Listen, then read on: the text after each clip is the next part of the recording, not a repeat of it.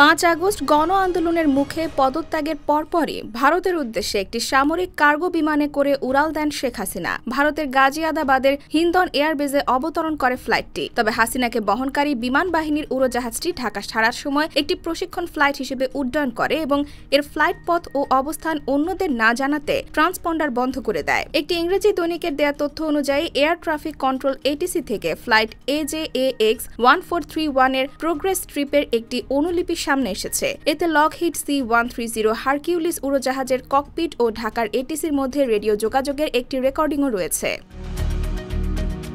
Strip অনুযায়ী হাসিনাকে বহনকারী উড়োজাহাজটি 5 আগস্ট বিকেল 3:09 হযরত শাহজালাল আন্তর্জাতিক বিমানবন্দরের পশ্চিমে ঢাকার বঙ্গবন্ধু এয়ারবেস থেকে উড্ডয়ন করে।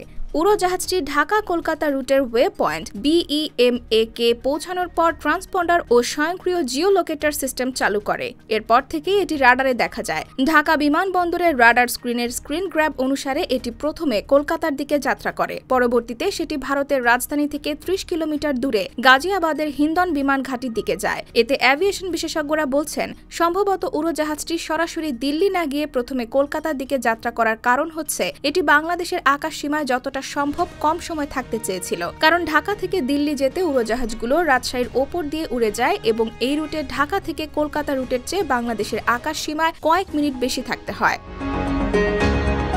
এছাড়া হাসিনাকে বহনকারী ফ্লাইটটিকে স্কোয়াক কোড 4131 দেওয়া হয়েছিল। হাসিনাকে বহনকারী উড়োজাহাজের ক্ষেত্রে কলকাতার এই কোড পাঠানো হয়। ইন্ডিয়া টুডের এক প্রতিবেদনে বলা হয়েছে, হাসিনার উড়োজাহাজটি সীমান্ত অতিক্রম করার পর পশ্চিমবঙ্গের হাসিমারা বিমান ঘাঁটিতে 101 স্কোয়াড্রনের দুটি ডসল্ট রাফালের যুদ্ধ বিমান এটিকে এসকর্ট করে। এদিকে হাসিনাকে বহনকারী উড়োজাহাজটি যখন উড্ডয়ন করে তখন এটিসি টাওয়ারে ছিলেন বাংলাদেশ বেসামরিক বিমান চলাচল কর্তৃপক্ষের সদস্য air commodore AFM Atikuzzaman.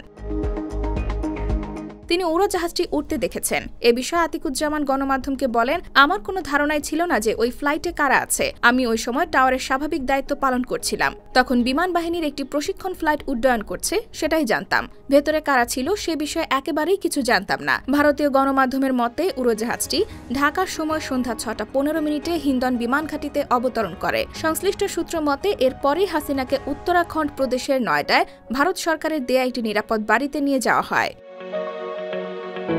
IBTV USA, New York।